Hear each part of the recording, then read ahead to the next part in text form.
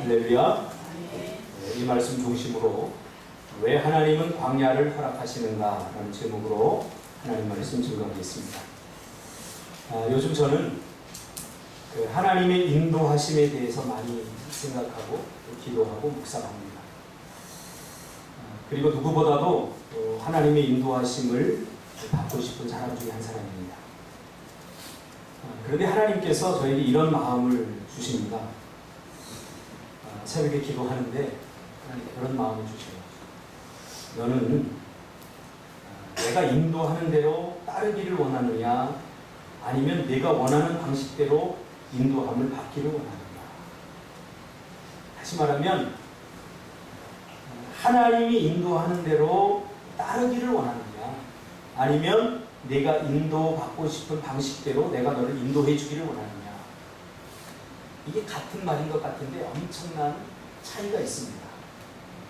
하나님이 인도하는 것을 따르는 것은 순종이 필요하고, 거기에 나의 이해나 나의 경험, 나의 지식이 절대 필요 없습니다. 그냥 하나님이 인도하는 대로 내가 따라가기만 하면 됩니다. 그러나 내가 원하는 방식대로 인도함을 받고 싶은 마음은 하나님의 원함은 있지만 또 나의 원함도 있어요. 그래서 하나님께서 될 수 있으면 나의 뜻도 나쁜 뜻이 아니고 다 하나님의 영광을 위한 것이니까 내가 원하는 방식대로 하나님이 해주셔도 괜찮겠다. 그러니 하나님, 내 뜻을 좀 지지해 주십시오. 내가 원하는 방식대로 인도해 주십시오. 이렇게 주장을 한다는 거죠.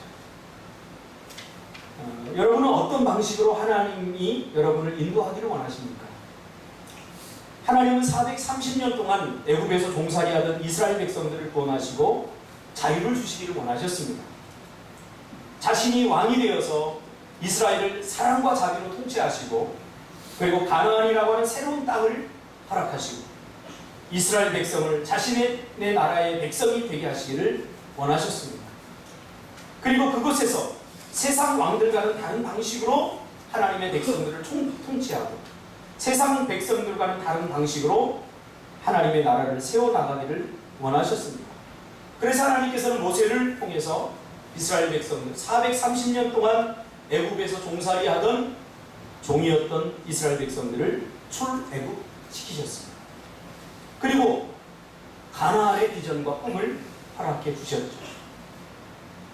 아마 이스라엘 백성들이 모세의 이야기를 들을 때만 해도 가슴이 벅차고 가슴이 뛰었을 것입니다. 왜냐하면 종살이가 지긋지긋하거든요. 이제는 누구의 터치도 받지 않고 자기 마음대로 살 수 있는 자유민이 되는 겁니다. 또 하나님이 통치하시고 또 지금까지 한 번도 자기 땅을 가져보지 못한 이 백성들이 자기 나라와 자기 민족, 자기 땅을 가지고 자기 집을 가지고 자유롭게 살게 되는 땅으로 하나님께서 인도하시겠다고 약속해 주셨으니 이게 얼마나 가슴 벅차고 기쁨이 넘치겠습니까? 아마 자기 집을 가지고 사는 사람들은 새 사는 사람들의 그 한 아픔을 잘 모를 거예요. 이스라엘 백성들은 비전과 꿈을 가지고 이제 출애굽을 했습니다. 가다가 홍해가 가로막혔죠. 홍해를 하나님께서 가르시고 애굽 군대를 물에 수장시키는 것을 보면서, 야, 정말 내가 출애굽하기를 잘했다. 나의 선택이 참 탁월하다. 하나님의 인도하심을 아마 이들은 찬양했던 것 같습니다. 그런데 이 가나안의 비전과 꿈은 광야에서 산산이 부서져 버립니다. 왜요? 이스라엘 백성들이 꿈꾸던 그 가나안의 계획 안에 사실 광야는 없었기 때문이죠. 광야는 사실 이스라엘 백성들이 꿈꾸던 그런 장소가 아니었습니다. 하나님께서 자신들을 구원하시고 가나안으로 들어가게 하신다더니 하나님의 인도함을 받아 머물게 된 것이 바로 광야였습니다. 그것도 하루 이틀, 1년, 2년이 아니라 40년 동안이나 그곳에 머물게 되죠. 40년이라고 하면 한 사람의 인생 전부 아닙니까? 가나안의 축복을 누려보지도 못하고 광야에서 죽은 사람들이 대부분입니다. 불과 7일이면 갈 수 있는 길을 지금 우리가 결론적으로 말하니까 40년이지 이건 언제 끝날지 모릅니다. 마감기한이 정해져 있지 않아요. 이 광야를 3년 동안만 너희들이 이 광야를 겪게 하겠다. 혹은 10년 동안만 겪게 하겠다. 이런 것도 없어요. 하나님께서는 광야에 딱 던져놓고는 10년이 가도 20년이 가도 그들은 여전히 광야에서 뺑뺑 돌게 되는 것이죠. 그러면 하나님은 한 사람의 인생을 아무렇지 않게 여기시고 가볍게 여기시는 그런 싸구려십니까? 그런 궁금증이 들기도 합니다. 한 사람의 인생이 얼마나 소중합니까? 한 사람의 인생이 얼마나 가치 있습니까? 하나님께서 예수 그리스도를 보내셔서 이 땅에 그 천하보다 귀한 한 사람을 구원하시기 위해서 보내셨는데, 천하보다 귀한 인생인데 하나님은 그런 사람의 인생을 그렇게 광야에서 평생을 썩게 만들어 놓으실 만큼 무책임하고 무관심한 신이십니까? 우리가 살다 보면 때로는 그럴 수 있어요. 그런 마음이 들 때도 있어요. 내 인생이 얼마나 소중한데, 내 인생이 얼마나 소중한데 내가 여기서 이렇게 썩고 있는가, 그런 생각을 할 때가 있다는 거죠. 이런 생각은 비단 이스라엘 백성뿐만 아니라 이미 하나님의 은혜로 구원받은 하나님의 백성들의 삶의 현장, 즉 이미 구원받은 저와 여러분의 삶의 현장에서도 자주 경험하고 묻게 되는 질문 아닙니까? 자, 하나님께서 우리를 구원해 주셨으면 가나안의 축복과 은혜를 누리게 하시기, 왜 이토록 캄캄한, 정해져 있지도 않은 막막한 광야에서 헛된 시간을 보내게 하십니다. 왜 하나님은 언제 끝날지도 모르는 광야로 이스라엘 백성들을 내모셨습니까? 하나님은 구원받은 당신의 백성들에게 걸맞는 은혜와 복을 주시지 않고 왜 하필이면 광야에 던져 넣으셨는가? 저도 구원받고 예수님을 영접하고 나서 기뻤던 건 잠시고 그 다음부터는 저도 광야였던 것 같아요. 참 힘들고 벅차더라고요. 저도 학비를 제가 벌어서 학교를 다니고 낮에는 학교에서 공부하고 6시만 되면 차가 와서 알바생들을 데리고 저 구리시고 가요. 거기 가서 도금 공장에 가서 도금을 밤새도록 하는 거를, 니켈 도금, 냄새가 지독하는 걸 밤새도록 하고 태워다 주고 학교 앞에다 5시쯤 내려주면 또 거기서 뭐 김밥 하나 먹고 그리고 공부를 하고, 주님을 만난 기쁨과 감격이 너무 커서 출애굽을 저도 했는데, 출애굽을 했다고 모든 것이 다 해결되지 않더라고요. 제가 처해진 상황을 딱 보니까 어느 순간에 저는 광야에 서 있는 것 같았습니다. 정신감이 없어서 친구들에게 나오는 금식이야, 이렇게 말하기도 했습니다. 학비를 내지 못해서 학교를 다니고도 학교를 이제 그만 나오세요 하는 소리도 좀 들어봤습니다. 내가 구원받은 하나님의 백성인데, 하나님께 나에게 구원의 감격과 기쁨을 주셨는데, 내 신분은 이제 더 이상 죄의 종이 아니라 하나님의 백성이 되었는데, 주님의 은혜로 하나님의 백성이 되었는데, 오히려 내 삶은 조금도 변화되지 않았다는 거죠. 마음속에서 얻는 기쁨과 잠시 동안의 기쁨, 그것이 전부였던 거예요. 하나님께서 약속하신 신명기 6장 가나안의 축복은 나와는 전혀 상관이 없는 일이었습니다. 내가 건축하지 아니한 크고 아름다운 성읍을 얻게 하고, 내가 채우지 아니한 아름다운 물건이 가득한 집을 얻게 하시고, 내가 파지 아니한 우물을 차지하게 하시고, 내가 파지 아니한 우물을 차지하게 하시고, 내가 심지 아니한 포도원과 감람나무를 차지하게 하사 배불리 먹게 하시는 복을 주시고, 광야로 인도하시어 언제 끝날지 모르는 막막함 속에 나를 내던지셨습니다. 가나안의 복을 누리지 못하고 배불리 먹어본 적도 별로 없어요.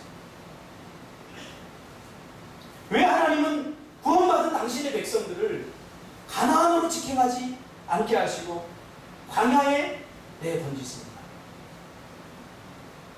광야에서 고통당하는 당신의 백성들을 보고 기뻐하시는 그런 시입니까? 내가 경험한 하나님은 결코 그런 것 같지는 않아요. 여기에 대한 답을 신명기 8장에서 하나님 주십니다. 왜 이스라엘 백성들을 출애굽시키고 구원해 광야에 던져 놓으실 수밖에 없는지 하나님의 가슴 아픈 사랑이 신명기 8장에 나와 있습니다. 2절에 보면, 신명기 8장 2절에 보면, 내 하나님 여호와께서 이 40년 동안에 내게 광야길을 걷게 하신 것을 기억하라. 이는, 그 이유는 너를 낮추시며 너를 시험하사 내 마음이 어떠한지 그 명령을 지키는지 지키지 않는지 알려 하십니다. 3절, 너를 낮추시며 너를 줄이게 하시며 또 너도 알지 못하며 내 조상들도 알지 못하던 만나를 먹게 하신 것은 사람이 떡으로만 사는 것이 아니요 여호와의 입에서 나오는 모든 말씀으로 사는 줄을 내게 알게 하려 하십니다. 광야를 걷게 하신 것은 먼저 구원받은 하나님의 백성의 자세와 태도를 분명하게 하기 위해서입니다. 구원받은 백성들은, 하나님의 백성들은 세상 사람들과 삶의 자세와 태도가 달라야 됩니다. 어떻게 달라야 됩니까? 자신을 낮춰야 됩니다. 겸손해야 됩니다. 사실 살아보니까 우리에게 가장 중요하고 필요한 것 중에 하나가 뭐냐면 자세와 태도인 것 같아요. 어떤 사람이 무슨 일을 하면 그 사람이 말하는 것, 행동하는 걸 이렇게 자세와 태도를 보면 이 사람이 이 일을 해낼 사람인지 아니면 조금 하다가 그만둘 사람인지 금방 알게 돼요. 그만큼 자세와 태도는 굉장히 중요합니다. 내가 어떤 자세와 태도를 가지고 하나님의 말씀을 대하는지 중요합니다. 오늘 우리는 하나님의 말씀을 너무 미성숙하게, 무성의하게 대하는 것 같아요. 하나님의 말씀을 우리가 조금 더 성숙하게 대할 필요가 있어요. 그리고 조금 더 책임감을 가지고 대할 필요가 우리에게 있어요. 이스라엘 백성들은 광야에서 하나님의 약속을 너무 무성의하게 대해요. 하나님의 말씀을 성의 없게 대해요. 그래서 하나님께서는 오늘 이스라엘 백성들에게 이스라엘 백성들의 마음의 자세와 태도를 건강하게 하기 위해서 광야를 걷게 하신다고 분명히 성경은 말씀하고 있습니다. 구원받은 하나님의 백성들이 가나안의 복을 누리려면 항상 자신을 스스로 낮추는 겸손함이 필요합니다. 오늘날 능력이 많은 그리스도인들, 주님의 일을 최선을 다해서 감당하는 그리스도인들 참 많습니다. 어디에서 무너지는지 아십니까? 겸손하지 못해서. 우리 삶도 마찬가지입니다. 하나님께서 염려하고 걱정하셨던 것이 바로 그거예요. 가나안에 들어간 얘들이 지금 마음처럼 그렇게 하나님만을 바라보고 하나님이 전부이고 이렇게 될까? 왜요? 애굽에서 생활과 또 달라요. 가나안은 누가 터치하는 사람도 없고 자기 마음대로 할 수 있어요. 광야에서의 삶과도 또 달라요. 광야에서는 정말로 주님만 바라봐야 돼요. 광야를 가보니까 정말 낮에는 장렬하는 그 태양 아래 단 5분도 서 있을 수 없을 만큼 하나님이 구름 기둥으로 가려주지 않으면 안 되는, 또 온도만 한 1도만 떨어져도 추위를 느끼는, 하나님께서 밤에는 불기둥으로 지켜주지 않으면 살아남을 수 없는 그것이에요. 하나님께서 만나를 주시지 않으면 농사를 지을 수 없기 때문에 먹고 살 길이 막막한 묘연한 것이 바로 광야예요. 그러다 보니까 이스라엘 백성들이 어쩌면 필요에 의해서 하나님을 찾을 수도 있어요. 필요에 의해서. 하나님의 하나님 되심을 바라보고 우리가 신앙생활을 하는 게 아니라 필요하니까 나에게 능력이 없고 하나님은 능력을 가지고 계시니까 그분의 필요를 내가 좀 써야겠다. 그래서 어떤 선교사님이 한국 성도들을 30년 동안 이 사역을 하고 한국을 떠나면서 한 말이 있어요. 한국 성도들은 생각은 불교적으로 하고 삶의 방식은 유교적이고 급할 때만 하나님을 찾는 걸 보면 샤머니즘적이다. 여러분, 급할 때만 하나님을 찾는 것은 세상 모든 사람들이 다 똑같아요. 우리 그리스도인들만 급할 때 찾는 게 아니에요. 삶이 절박하고 필요하면 다 하나님을 찾게 돼 있어요. 하나님은 이스라엘 백성들이 못된 것을, 죄의 근성들을 깨버리지 않으면 하나님이 꿈꾸는 그 나라, 하나님이 통치하시는 세상 왕들과 같은 방식으로 통치하지 않는 그러한 멋진 수준 있는 하나님의 나라를 건설하는데 하나님의 백성들이 문제가 될 수 있기 때문에 광야에서 그들의 마음의 자세와 태도를 지금 바꾸고 고치시기를 원하시는 것입니다. 우리 안에 있는 죄성은 틈만 나면 자신을 스스로 높이려고 합니다. 뭘 조금만 가지면 자랑하려고 합니다. 그 자랑이 얼마나 많은 사람들에게 상처를 주고 아픔을 준지 우리 잘 몰라요. 좀 가난하게 자라서 누가 이렇게 있는 거 얘기하면 그냥 주눅이 들더라고요. 그냥 주눅이. 우리 안에 있는 이 죄성은 틈만 나면 자신을 스스로 높이려고 합니다.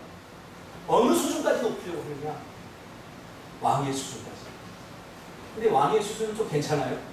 어느 수준까지 우리가 높아지려고 하냐면 신의 수준까지. 그래서 나온 것이 우상 아닙니까? 여러분, 우상은 제가 늘 이야기하지만 인간의 자기 숭배합니다. 우상 뭐 이렇게 석가모니 놓고 뭐 이렇게 뭐 저랑 만들어 놓고 다 의미 없어요.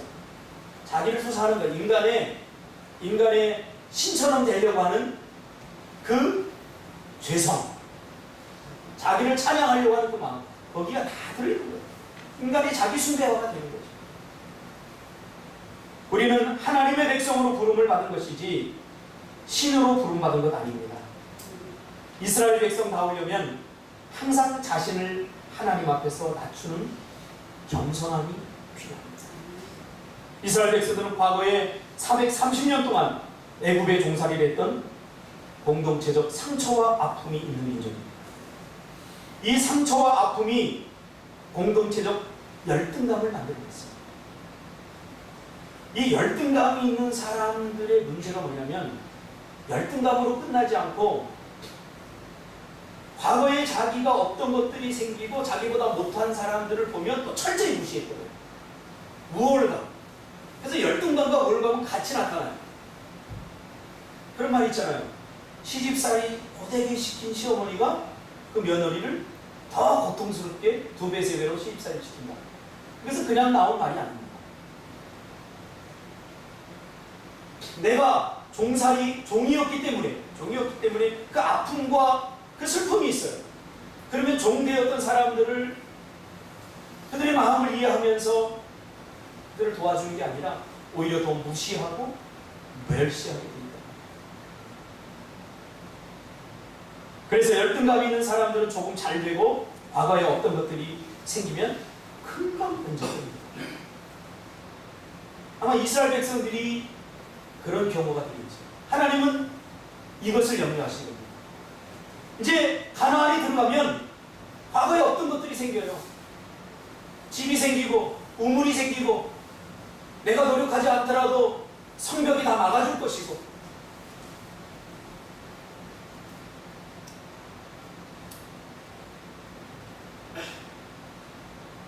하나님의 염려가 바로 여기 있는 거죠. 열등감은 항상 우월감으로 변해서 다른 사람들을 위에서 잡고 내려다보고 자기의 과거를 지우고 없애려고 합니다.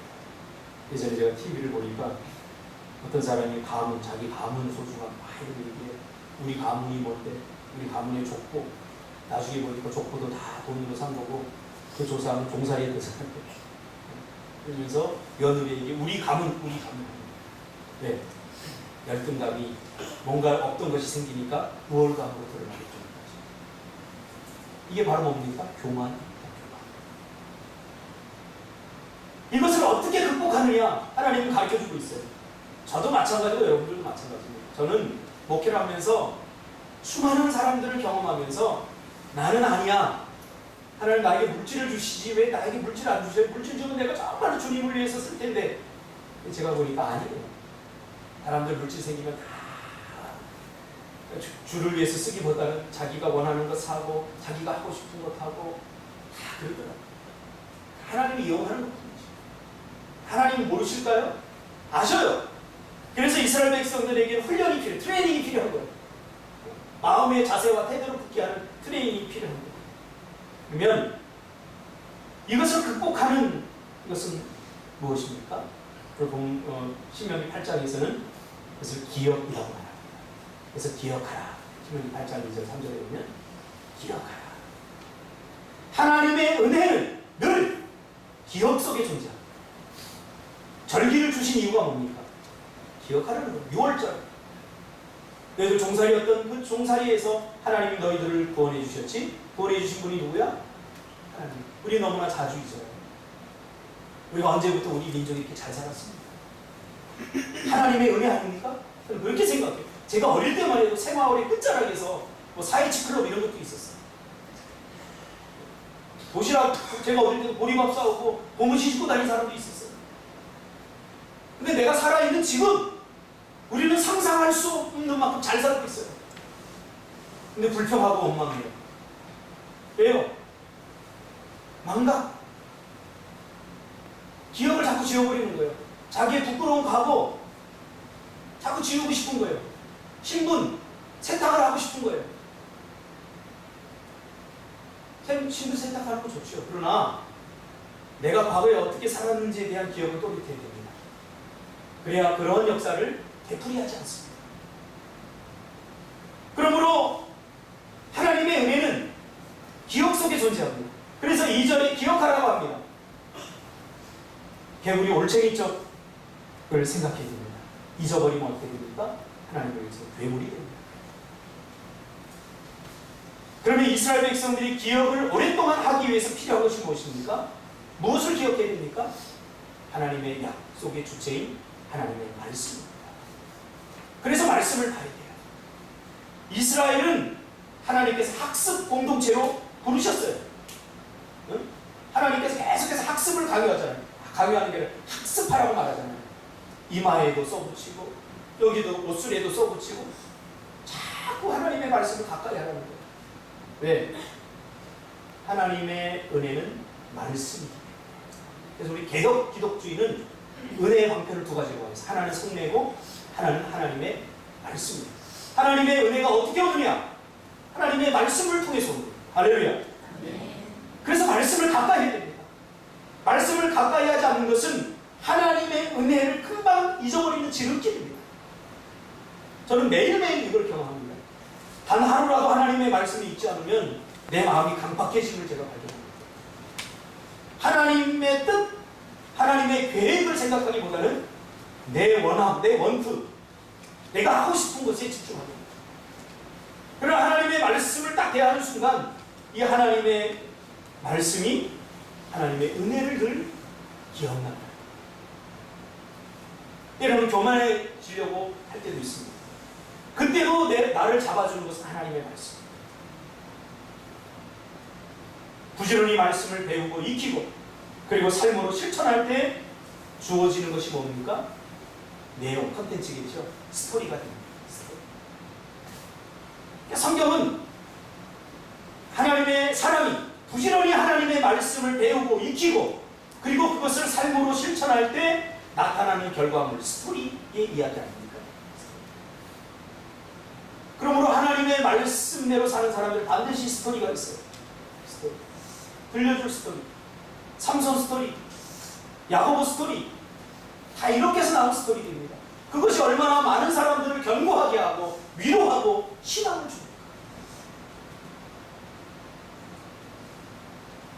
이것이 하나님의 말씀이 기억화되는 것이 바로 우리를 은혜 가운데 머물게 하는 것입니다. 그래서 신명기 8장에 나오는 만나, 이 만나는 사실 먹을 것이 없는 이스라엘 백성들에게 하나님께서 먹을 것을 단순히 준 사건이 아니죠. 은혜를 시각화하고 감각화해서 은혜를 떠올리게 하기 위한 기억의 도구입니다. 만나를 먹을 때 이스라엘 백성들이 어떻게 먹었습니까? 만나 맛있다. 너무 맛있어. 이렇게 하는 게 아니에요. 오늘도 하나님께서 우리와 함께 하시는구나. 우리를 인도하시는구나. 우리를 돕고 계시는구나. 그러니까 만나를 주셨지. 하나님이 우리를 돕지 않으면 함께 하시지 않으면 어떻게 만나를 주시겠어? 그래서 만나는 먹는 것 이상의 큰 의미가 있습니다. 만나를 보면서 이스라엘 백성은 감격했어요. 저도 감격했을 거지. 그 상황에서 뭐 농사지어서 뭐 나올 보면서 야 우리가 절대로 굶어 죽지 않아. 내일도 내릴 것이야. 어떤 어리석은 사람들을 그것을 인간의 본능 아닙니까? 그것을 모아서 긁어 모아서 내일도 먹고 모레도 먹고 귀찮으니까 자꾸 머리 쓰는 거예요. 다 썩어. 그래서 망나는 매일매일 주셨어요. 이건 머리이에요. 어제의 은혜로 오늘도 살 수 없어요. 오늘은 오늘의 은혜가 필요해요. 그래서 오늘 절박해야 돼요. 자꾸 우리 교회는 자꾸 오늘 이야기를 했으면 좋겠어요. 과거 이야기 이제는 정말 과거에 얼마나 놀라운 일들을 하나님께서 우리를 통해서 하셨습니까? 우리 이 작은 교회가 미얀마 선교를 하고 제주 선교를 하고 얼마나 사람들이 보기에 놀라운 일을 했습니까? 그거 다 내려놔야 되고 내가 했습니까? 여러분이 했습니까? 하나님이 하신 거 아니에요? 그 자랑하다 보면요 우리 교만해서는 아무것도 못해요. 이제 다 내려놔야 돼요. 그 과거를 이야기하기에 우리는 너무 젊은 교회입니다. 이제 10년밖에 안 됐어요. 그리고 이제 제주도 와서 이제 1년도 안 된 상태에서 우리가 지금 새로 시작하는 거예요.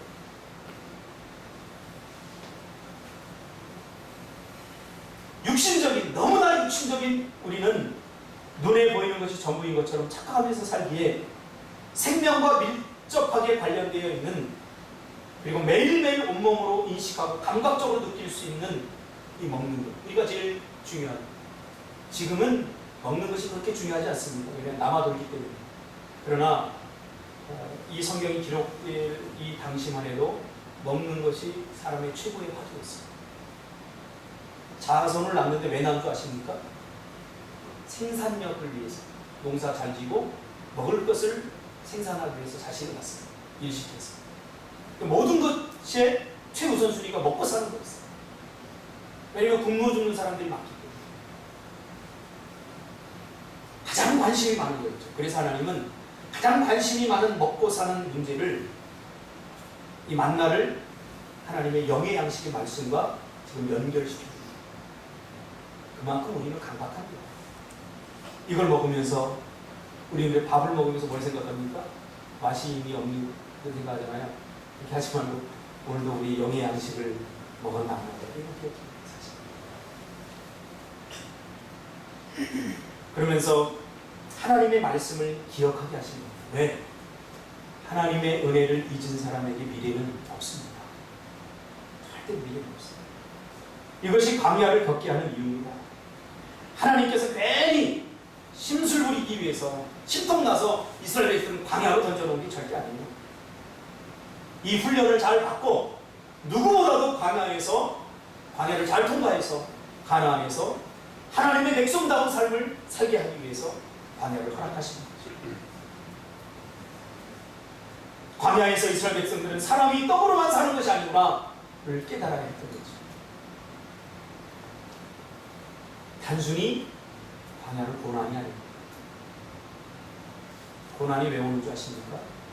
고난을 여러분 하나님의 백성들은 절대 재앙이나 저주 없어요. 사이비 가짜 목사들이 뭐 재앙 임한다, 저주 임한다 그러지만 여러분 성경 어디도 구원받은 백성이 하나님께서 친히 재앙을 내리는 경우가 어디 있습니까? 다 연단입니다. 연단. 그것이 고난으로 이렇게 나타나게 되죠. 왜? 하나님보다 더 사랑하는 것, 그걸 붙들고 있으니까 하나님의 은혜가 발휘하지 못하는 거예요. 그래서 하나님은 그 사랑하는 것들을 이렇게 좀 하나님께서 만져주시죠.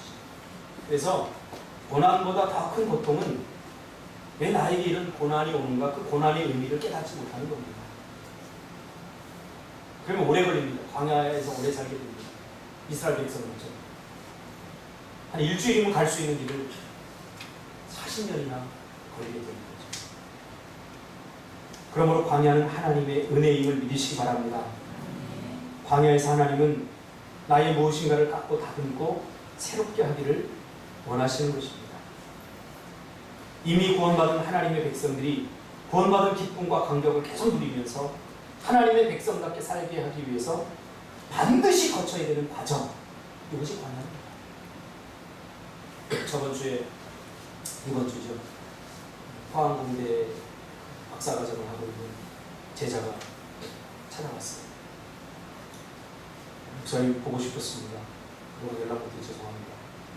하고 꺼내는 화두가 뭐냐면 첫 마디가 목사님 저 많이 바뀌었어요. 저 이제 하나님 말씀에 순종 못하겠어요. 대뜸 그러는 순종 못하겠어요. 왜? 아니 보니까 순종하지도 못할 거 괜히 막 해놓고 하다 보니까 자기만 힘들더라고요. 그래서 순종할 만큼 자기 이제 어리석지 않아요. 혹시 여러분 중에도 그런 분 계십니까?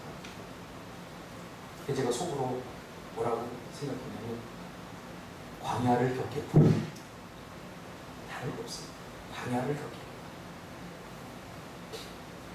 입에서 나오는 모든 말들이 다 자기 자랑이고 처음에 그 친구가 정말 시골에서 포항 군대 갔다 오고 신문에도 나오고 막 그랬어요. 그래서 인터뷰할 때 하나님께 영광을 돌립니다. 막 이렇게 된 친구인데 7년 만에 만났는데 이제는 순종을 못하고 거기서 무슨 일이 있었는지 물론 과학도니까 왜 논문 보고 책 보니까 아마 논리적으로 사고가 바뀌어서 그런지 모르겠지만 아무튼 너무 메말라 있었어요. 그래서 내가 돌직구를 날렸어요. 왜냐면 그 친구가 우리와 함께 계속 있을 거라면 제가 돌려서 얘기하면서 할 텐데 그 친구는 또 언제 다시 올지 모르니까 제가 그 얘기를 하나 앞에다 놓고 너 정말 교만하다. 큰일 났다. 내가 그랬어요. 교만하다.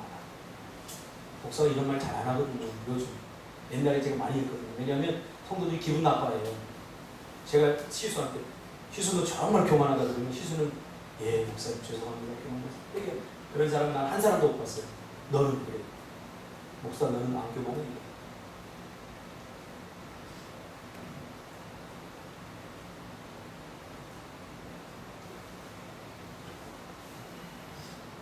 우리는 너무 연약해서 할 수 있는 일보다 할 수 없는 일들이 더 많지 않습니까?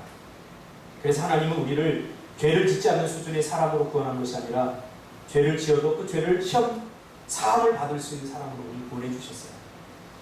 그리고 구원은 이미 시작됐지만 아직 완성되진 않았잖아요. 제 이 말을 오해하지 말고 잘 들어야 돼요. 그것은 구원의 시간성 때문에 그래요. 구원의 부족성 때문이 아니라 예수님이 오셔야 구원이 완성되잖아요. 예수님 안 오셨잖아요. 그러니까 이미 구원은 시작됐지만 아직 완성된 건 아니에요. 시간적 타이밍에서. 그래서 우리는 이미와 아직 사이에 있어요. 그래서 사도 바울은 두렵고 떨림으로 너희 구원을 이루라고 했어요. 하나님은 우리를 로봇처럼 만들지 않았기 때문에 내가 아무 일도 하지 않는데 하나님이 내 생각을 움직여서 내 마음을 바꾸고 나를 고치고 그러지 않으실 때 우리는 하나님의 형상을 따라 지음을 받았기 때문에 선택하고 결정하고 판단하고 하나님이 기뻐하는 일을 얼마든지 할 수 있어요. 그래서 우리는 이 땅에 보내신 거예요. 그래서 내가 무엇인가를 해야 돼요. 순종 못하겠다고요? 왜 결론에 섰버립니까? 해보지도 않고. 해봤습니까? 안 해봤잖아요. 자기가 정해놓은 시간, 내가 정해놓은 숫자 그만큼만 하고 안 되니까 순종 불가능을 외쳐서는 안 되는 거예요.